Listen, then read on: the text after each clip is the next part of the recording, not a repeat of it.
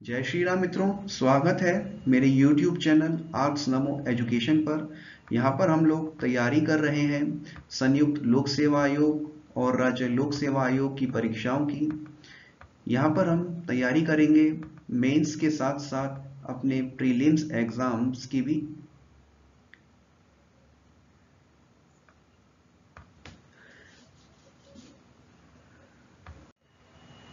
इसी क्रम में हमारे कुछ मित्रों की, कुछ विद्यार्थियों की एक सवाल होता है, एक क्वेरी होती है कि हम लोग तैयारी तो बहुत करते हैं, पुस्तकें बहुत पढ़ते हैं, नोट्स बहुत पढ़ते हैं, लेकिन कुछ टॉपिक्स ऐसे होते हैं जो परीक्षाओं में पता नहीं कहाँ से आ जाते हैं, एग्जामिनर पता नहीं कहाँ से पूछ लेता है। तो उन टॉपिक्स को, उन छोटे छोटे फैक्ट्स को हम लोग यहाँ पे डिस्कस करेंगे, ताकि जो दुर्घटनाएं और विद्यार्थियों के साथ हो जाती हैं वो दुर्घटना हमारे साथ तैयारी करने वाले विद्यार्थियों के साथ ना हो, वो लोग अपनी तैयारी अच्छे से कर पाएं और अपनी आने वाली परीक्षाओं को अच्छे से फेस कर पाएं और खूब अच्छे अच्छे सिलेक्शन ले पाएं। इसी क्रम में मित्रों, हमारी पिछली क्लास में जो भी विद्यार्थियों ने, जो भी छात्रों ने, जो भी मित्रों ने कमेंट करे हैं, उनका मैं बहुत बहुत धन्यवाद करूंगा कि उन्होंने अपना एक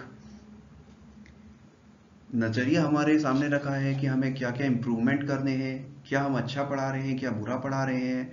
जो भी लाइक डिसलाइक आए हैं उसके लिए भी मैं आपको बहुत बहुत धन्यवाद करूंगा और उम्मीद करूंगा कि इस वाले क्लास में भी, इस वाले लेक्चर में भी आप अपना पूरा सहयोग प्रदान करेंगे, ज़्यादा से ज़्यादा कमेंट्स करेंगे, ज़्यादा से ज़्यादा लाइक्स डिसलाइक करेंगे और ज़्यादा से ज़्यादा शेयर करेंगे अपने मित्रों के साथ, अपने शिक्षकों के साथ। अब बात करते हैं हम अपने आज के टॉपिक की। जैसा कि हमने अपनी पिछली क्लास में डिस्कस करा था जीवन की उत्पत्ति के बारे में और जीव विज्ञान के बारे में, उसी यात्रा को हम अपने आगे बढ़ाएंगे। उन छोटे छोटे फैक्ट्स के बारे में बात करेंगे जो हमारी पिछली क्लास में नहीं हो पाते हैं ये कवर इस तरह की क्लासेस में, उसको हम यहाँ पर अब कवर करने का प्रयास करेंगे, ताकि आप इन वन लाइनर फैक्ट्स को अच्छे से याद कर सकें और अपनी आने वाली परीक्षा को अच्छे से पास कर सकें। तो स्वागत है हमारे आर्ट्स यूपीएससी ज्ञान सेक्शन में। चलिए शुरुआत करते हैं हमारे पहले प्रश्न से। सवाल है, आदि वायुमंडल कैसा था? उत्तर होगा अपचायक। दूसरा प्रश्न है, सजीव पदार्थ के संयोजन में कितने तत्व भाग लेते हैं? उत्तर होगा 27 तत्व। सजीव पदार्थ के संयोजन में शीर्ष 4 तत्व औसतन किस प्रतिशत मात्रा में मिले होते हैं? वे तत्व हैं ऑक्सीजन, कार्बन, हाइड्रोजन और नाइट्रोजन। ये जो 27 तत्व बताए थे ना मित्रों हमने अपने दूसरे प्रश्न में, उन्हीं 27 तत्वों में जो शीर्ष 4 तत्व हैं वो हैं ऑक्सीजन 65%, कार्बन 18.5%, हाइड्रोजन 9.5% और नाइट्रोजन 3.3%। प्रश्न नंबर 4 में चलते हैं। लघु तत्व कैल्शियम और फास्फोरस सजीव पदार्थ के संयोजन में कितना योगदान करते हैं? उत्तर होगा 1.5% और 1%। ये जो कैल्शियम और फास्फोरस है ना मित्रों, ये भी हमारे इन 27 तत्वों में ही शामिल हैं, जिनकी मात्रा क्रमशः होती है 1.5% और 1%। अब सजीव पदार्थ में कौन से तत्व सदैव आयन के रूप में पाए जाते हैं? ये तत्व हैं मित्र 5, सोडियम, पोटेशियम, मैग्नीशियम, कैल्शियम और क्लोरीन। ये 5 तत्व सजीव पदार्थ में हमेशा आयन के रूप में पाए जाएंगे।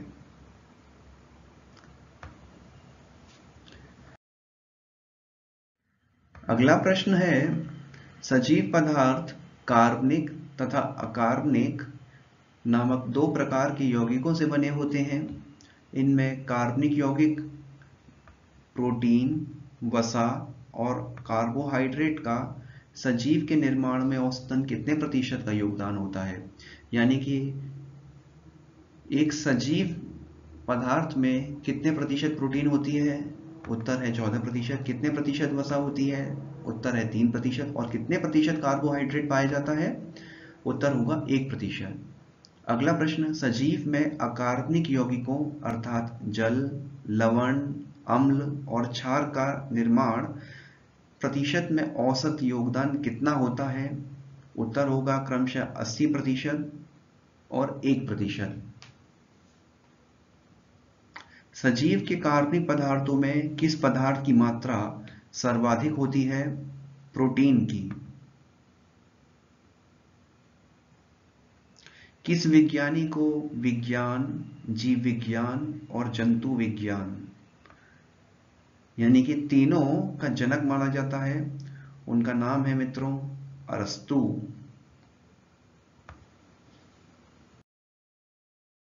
अब जीव विज्ञान की भी बहुत अलग अलग शाखाएं होती हैं।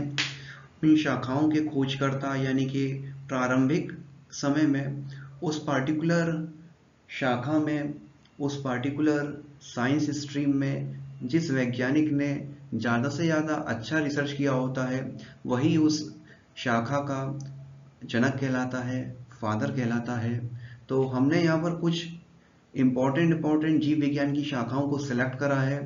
उन इम्पोर्टेंट शाखाओं के जनक यहाँ पर बताए गए हैं। उम्मीद है आप इसको अच्छी तरह से याद करेंगे और आने वाले एग्जाम्स में अच्छे से उसका याद करके हल करेंगे।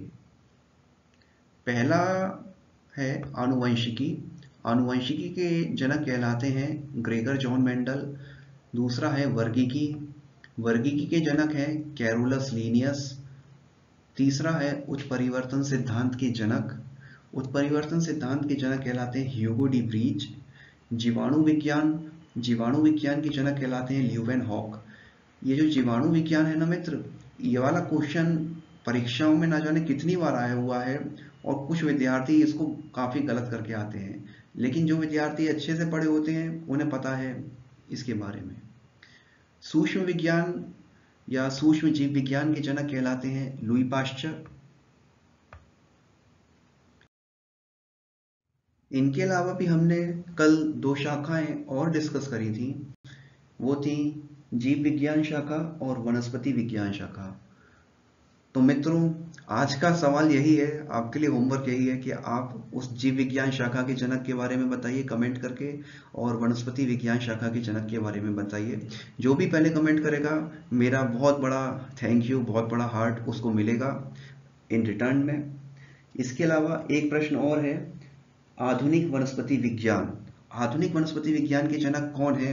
इसके बारे में आप लोग मुझे कमेंट करके बताइए। मेरे को तो पता है, लेकिन मैं देखना चाहता हूं कि आपको पता है नहीं पता है। इसका जवाब मैं आपको अगले लेक्चर में दूंगा।